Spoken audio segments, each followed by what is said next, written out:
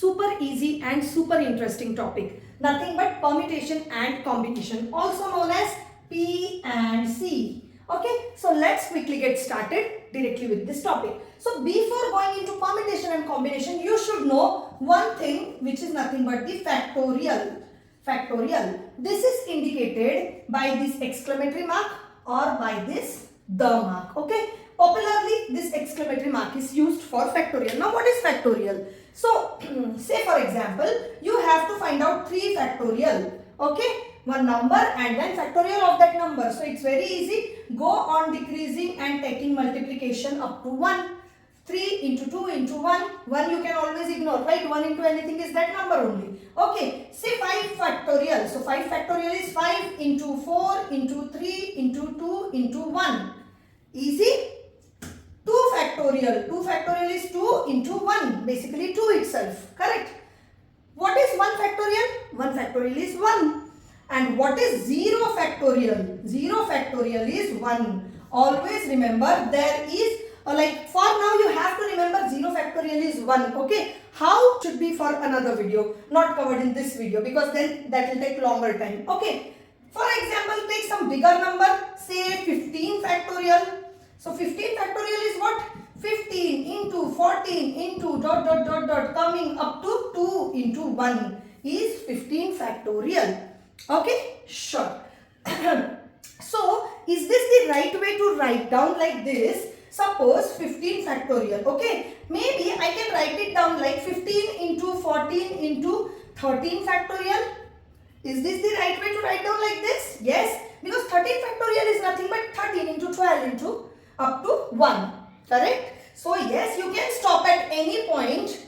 That's what I am trying to say, and add the factorial sign to it. Okay, why I am telling you this? Because this is very much useful during the calculation or while solving the questions based on permutation and combination. Okay, so this is all about the factorial. Basics are done. Now let's start with the permutation and combination actually. Okay, so let's quickly see the differences one by one. Okay, now in these differences I am not going to cover the theoretical concepts or something which you need to mug up or remember. Everything is going to be logical. Okay, so permutation is basically what? Arrangements. Arrangements. Okay, what is that?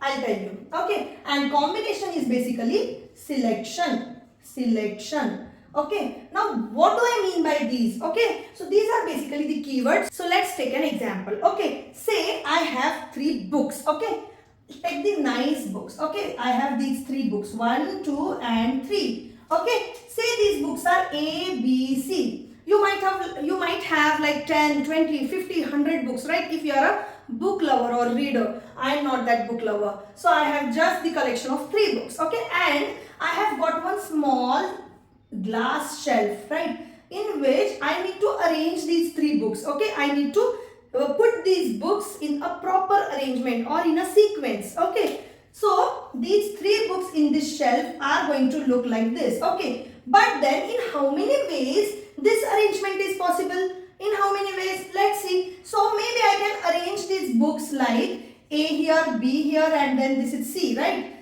Okay, so A, B, C. Maybe I can shuffle the sequence of B and C. Maybe I can keep A here, but then C here and B here. Maybe I can keep B book here and then A, C, or maybe C, A. Maybe I can keep this C book here and then A, B, or B, A. Yes, so these are the possible arrangements or possible sequencing of these books in that shuffle. Right? No any other arrangement is possible than this. These are the all possible arrangements. So, when the arrangement or sequencing comes in the picture, that is nothing but your permutation. Okay? Now, let's see one example for combination so that I can quickly tell you the difference. Now, for combination, assume that you have 4 people. Okay? These are very nice people. So, 4 people named A, B, C and D. Okay, and they are planning, these are friends, okay, and they are planning to go for a party via auto. Okay, but then in an auto only 3 members are allowed, right? So only 3 people can go via auto. So who 3 will go? How many possible combinations are there? So maybe you can see, maybe A, B, C can go in auto, right? In this case, you excluded D, right? Maybe you can exclude C and A, B, D can go in an auto. Yes. Maybe you can exclude B and A, C, D you can go together in an auto, and maybe you can exclude A and B, C, D can go in an auto. Yes. So out of these 4 people or these 4 friends, you are selecting only 3 friends who can go in the auto, right? So when this selection is happening, correct? So that is nothing but the combination, right? You getting the difference between permutation and combination? Here you are arranging them and here you are selecting out of them. Now next very important difference is, here the sequence matters, here the sequence does not matter. Why am I saying this? See here, A, B, C and A, C, B are different. But here A, B, C, A, C, B, B, C, A all are same, right? This is the group of 3 people. You are not really bothered. These are the same set of people, correct? Who are selected from these 4 people, right? So ABC is similar, same as BCA, same as ACB, whatever you say, okay? Because these are selected and these are arrangements. So arrangement is basically sequencing, and that is why sequence is very important in permutation. Sequence does not matter in combination, correct? Now moving little forward, how do you indicate this permutation? Permutation is indicated by P, here N and here R. What is N? N is total number of items, okay, and R is the number of items which you are sequencing or arranging at a time out of these N items, okay. So basically N is always going to be greater than or equal to R. Yes. Now what is the formula for NPR? So that is N factorial divided by N minus R factorial. Easy, very easy. Okay, now let's see the combination part. So this is the C, indicated by C, N, C, R. Same way, N is the total number of items and R is whatever number of items you are selecting out of N at a time is your R. So what's the formula? N factorial divided by this N minus R factorial as it is, and add one more R factorial to it. Easy? Yes. So these two are important formula from the exam point of view, NPR and NCR, and those are very easy, correct? Again in this case also N is greater than or equal to R, because N is what? Total number of items, and R means subset, can be subset or can be equal to N. Okay, the selections at a time which are happening at a time. So if you consider this example, in this case it is going to be what? N is what? 4, because there are total 4 people and you are trying to select what? 3 at a time. Okay, so R is 3. And in how many total possible ways it is possible? Is 4. So if you solve this by using this formula, you should get the answer as 4. Let's check. Let's quickly check. Equal to N factorial means 4 factorial divided by R factorial means 3 factorial. N minus R factorial means 4 minus 3 is 1 factorial. So this gives you what? 4 into 3 factorial. Yes, I can write it in this way. I already showed you, right? Can write it. Now it is 3 factorial. So now 3 factorial will get cancelled and you get the answer as 4. So these are the 4 possible combinations. Now you would say, if I can do it in this way, why should I have formula basically? See, because for explanation purpose, I have taken very low number, right? You might have to deal with 50s or 100s or something of that sort. You won't be able to do it in this way manually all the time, correct? And that is why formula is always there to rescue you. Okay, now same way here permutation. Let's try to cross check if we have done it right or no. So P is there, right? How many total books are there? 3. Total 3 books. And how many books you are trying to arrange in a shelf? 3 books. So 3P3. So N factorial is 3. N minus R factorial is 0 factorial. You know 0 factorial is 1. So 3 factorial is what? 3 into 2 into 1 is basically 6. So do you have 6 arrangements here? Yes. So that's how you solve the permutation and combination. Now one more important trick I want to give you. Like in the exam, many students get confused when to do the permutation and when to do the combination. See now, they know that okay, this is the arrangement and this is the selection. Okay, so they can analyze that, but then they forget that for selection, do I have to use the combination or permutation? Okay, so very easy trick I will tell you here. So selection, when you see the selection, what is the sound of this selection? C, right? And what word you see here? C. So you just have to remember in this way. You can remember, this is a small tip you can say. So sound of this and this letter combination C. Okay, if they match, that is you have to apply, and then you can figure out the remaining one. You just have the two options, right? Not more than that. Now, some of you might find it very silly trick or something, but trust me, this helps who are very new to this topic, right? And who really don't want to skip this topic, because those are very major. The questions which are asked in the exam are majority on this topic and probability. Probability is again dependent on this. So you don't skip this topic and just try to remember these small tricks.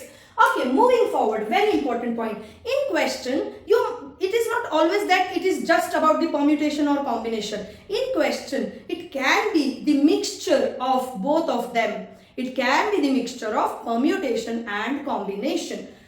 Now we will take one example. Okay, maybe we can just extend this example further. Okay, so in this example, these are four friends, right? And they are going to party. They went to party. Okay, now they see one very beautiful photo booth there. Okay, this is a photo booth. But then this photo booth has only 3 chairs. Meaning that only 3 people can click photo at a time basically, right? So not all of them together. So now what do they do? So in how many possible ways this can be done? All the possible ways you have to figure out, right? So how do you do that? So the first part, what you do is you have to select 3 people from these 4 people. Correct? And once these 3 people are selected, you have to arrange them in this photo booth. So what do I mean by that? Here you are selecting 3 people, means selecting means see, yes, you are selecting 3 people from this group of 4 people. Done. After that, once these 3 people are there, these are your 3 people. Okay. Now say for example, these 3 people are A, B, C, can be D. Okay, all the possible combinations you need to figure out. But then if they can sit like A, B, C in this booth, or maybe A might feel no, I need to sit in the center because I don't want to feel like left out or cornered out, right? So maybe in the next picture A will sit here, B will sit here, C will sit here, or maybe some more arrangements. The way we arranged books here, in the same way we can arrange people here in this photo booth, right? So this is what? Arrangement. So P comes in the picture. Now arrangement of what? These 3 people out of the 3 people, right? So what you have done here basically, first you have selected 3 people from 4 and then you are arranging those 3 people in the photo booth, right? Means you are doing these 2 activities one after another so that you get the, your requirement is fulfilled. Okay, whatever is asked in the question. So basically this is and. Okay, doing this first and then do this after that. Select 3 people from the group of 4 and then arrange those 3 people in the photo booth, right? And then, so this and is nothing but it is indicated as multiplication. Okay, so this multiplication means fundamental principle of multiplication. Easy? So in nutshell, I'll tell you, when there are 2 or more than 2 events which are occurring, and those are occurring either parallelly or one after another, okay, but all of those events need to happen to fulfill the requirement. Okay, so you cannot skip those activities. Basically all are happening parallelly or one after another, but all are happening. That is why and is there, right? It's not or. So when and comes, that is indicated by this multiplication sign, which is nothing but your principle of multiplication, fundamental principle of multiplication. Easy? In the same way, you have fundamental principle of addition. What's that? We'll take one more example to understand that also. Okay, maybe I can take down that example here. Okay, now assume that you have got 2 baskets. And in these 2 baskets, in one basket you have black colored balls, 3 black colored balls. In this basket you have 2 white colored balls. Easy? Now what's the requirement? You need to select exactly 3 balls, out of which at least one needs to be black colored, at least one black colored ball. So this is the condition or requirement asked to you. In how many? Question is in how many possible ways this can be done. Okay, now let's take it logically. Forget about this formula and everything for now. How this can be done? See now. So you need to select 3 balls, you know that, and one needs to be black, correct? So if I take one black, in that case I need to take two white, correct? So one black and two white, possible? Yes. Maybe instead of this I can take two black, correct? At least one means more than one is also possible. So if I take two black balls and one white ball, this is also valid. Yes, totally it should make total of 3. And maybe I can just skip white balls and can take all the 3 black balls. Valid? Yes. Maybe you should do this or this or this. You getting my point? You are not doing all of these together. You are doing either this way or this way or this way. Yes, not all of them. So this is OR. Now how do you convert it in the formula? Very interesting, very easy. Pay attention. So 1B. Okay, so basically you are selecting these, correct? Selecting black balls and some white balls, right? So selection means what? Combination. Easy, we have seen that. So see, out of these 3 black balls, you are selecting one black here, and out of these 2 white balls, you are selecting all the 2 white balls here, and sign is there. And means what? Multiplication. We already saw this here, correct? This is the principle of what? Multiplication, right? Now let's go to this scenario. 2 black balls. So you are selecting 2 black balls out of 3 and you are selecting one white ball out of 2. Done? Or maybe last scenario is also valid. You are selecting all the 3 black balls from these black balls. Correct? So these 3 are valid scenarios. But are these 3 scenarios or are these 3 events happening parallelly or one after another? No. These are either or. Either this will happen, or this will happen. Should happen, okay? Only one of them should happen. That is why this OR is there. And whenever this OR comes, you need to put the plus sign, okay? So this or this or this.